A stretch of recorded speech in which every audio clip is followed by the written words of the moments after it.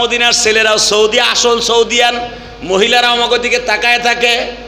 হেনাফিল বাংলাদেশ কবির মৌতুয়া মহিলারা কয় বাংলাদেশের বড় একটা মৌতুয়া মানে বড় একজন বলি ওলি। ওই যে ওয়াজ শোনে ইউটিউবে, ভাষা বুঝে না কিন্তু ওয়াজ বুঝে। বাজান তখন মনে মনে ভাবি এরা আমাদেরকে ফলো করে, কথা ঠিক না ঠিক? এই জামানায় তো বাবা ইউটিউব যারা চালায় সবাই চিনতো হারুনা রশিদ রে। যদি এই জামানায় ইউটিউব, ওই জামানায় ইউটিউব থাকতো। কিন্তু এমন একটা জামানা, একটা সিডি যাইতে বাবা এক মহল্লা থেকে আর এক থানায় যাইতে 14 দিন 15 দিন 40 দিনও লাগতো, কথা কন না কেন? আমার বাপে গোপালগঞ্জ থেকে ডাকে টাকা পাঠাইছে পরীক্ষার ফি, এই টাকা পাইছি এক পরীক্ষা না আর এক পরীক্ষার সময়।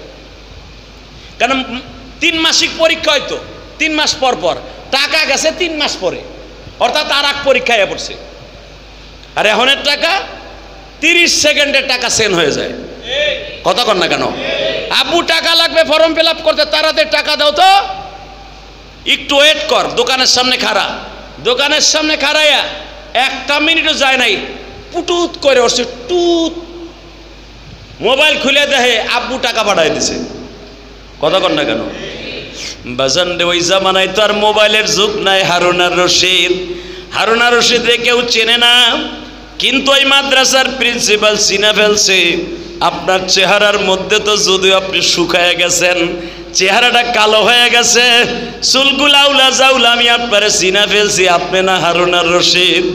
উস্কুচ্ছকু তাম্মা ফি ওয়াক্তিম্মা, হুজুর মুখটা বন্ধ করে ফেলেন।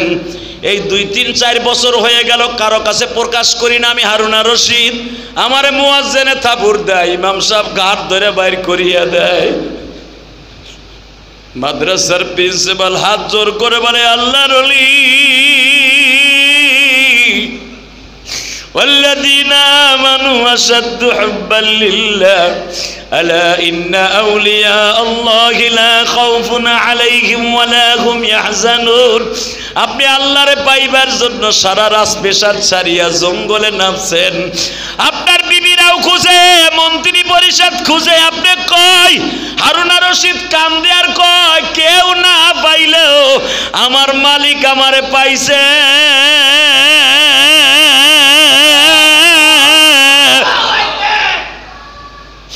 আমার ছেলে রশিদের কাছে আবার ক্ষমতা বুঝাইয়া দিয়া, আমার ছেলে আব্দুল্লাহর প্রধানমন্ত্রী বানাইয়া শরিয়া সম্মতভাবে দেশটা বুঝাইয়া দিয়া আমি মওলার কাছ থেকে জান্নাত বুঝা নেয়ার জন্য রাস্তায় নামছি। আমার আল্লাহ কোরআনে বলছে, ওয়াল্লাযীনা আমানু আশাদ্দু হুব্বান লিল্লাহ ওয়া আম্মা মান খাফা মাকামা রাব্বিহি ওয়া নাহান নাফসা আনিল হাওয়া ফাইন্নাল জান্নাতা হিয়াল মাওয়া। বান্দা দুনিয়া সব পাইলি, আমি মওলারে পাইলি না, তোর মতো বেকুব আর কেউ নাই।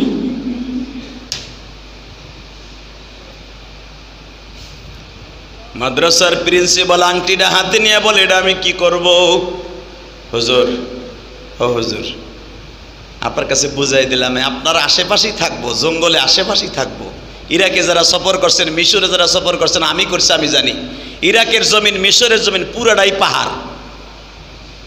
এই যে গাজা ধ্বংস করে যায় দেখেন, 1,40,000 মানুষ মেরে ফেলল এই বেঈমান লাফা শহর থেকে, পুরাটাই পাহাড়, পুরাটাই পাহাড়।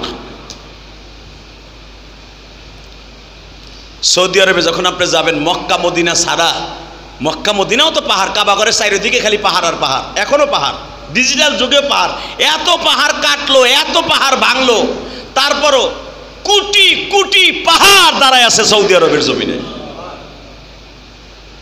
আর ওই জামানা তো আরো বিখ্যাত।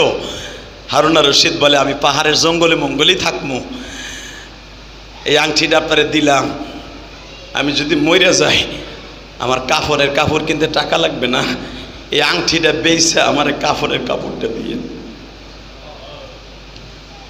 3.5 লক্ষ মসজিদের ইমামের বেতন দিতে যাই হারুনা রশিদ।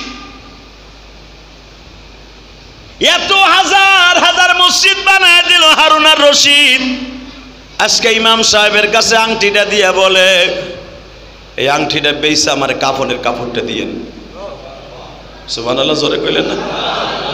তারা দুনিয়ারে কিভাবে লাথি মারছে। আর আমি ইলিয়াস রহমান জিহাদির মনে করি দুনিয়া দুনিয়া দুনিয়া।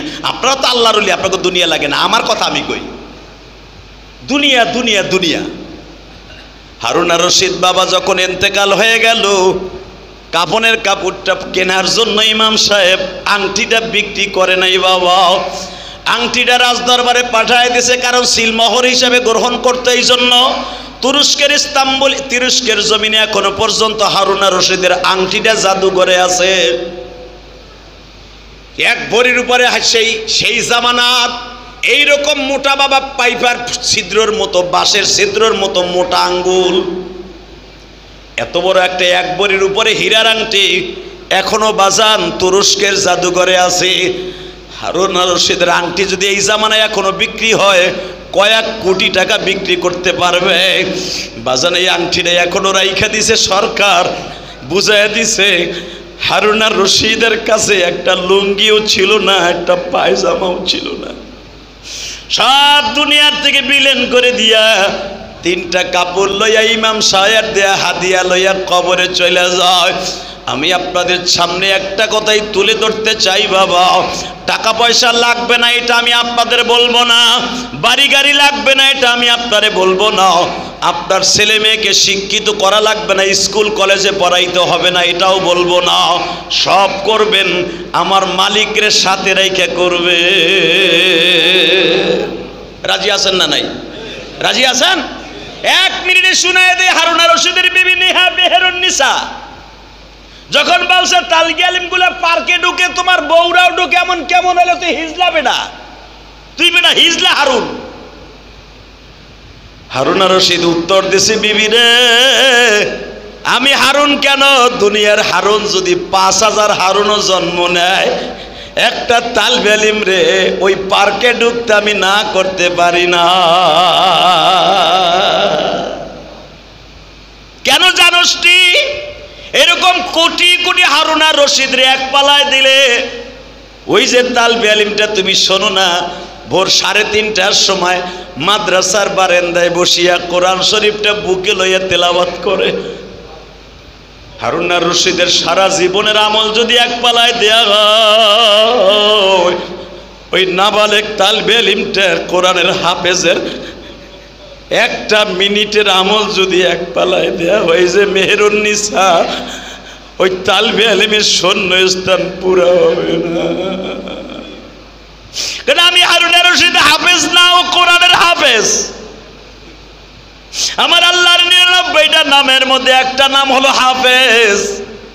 যেই মানুষটা, যেই বাবা তার সন্তানরে হাফেজে কোরআন বানায়, পরবর্তীতে যদি ওই ছেলেটা নষ্ট হয়ে যায়, ওই মা বাবাকে তাজাইতে ইয়াউমাল কিয়ামাতে বুজুইশ শামসি ফি বুয়ুতিদ দুনিয়া।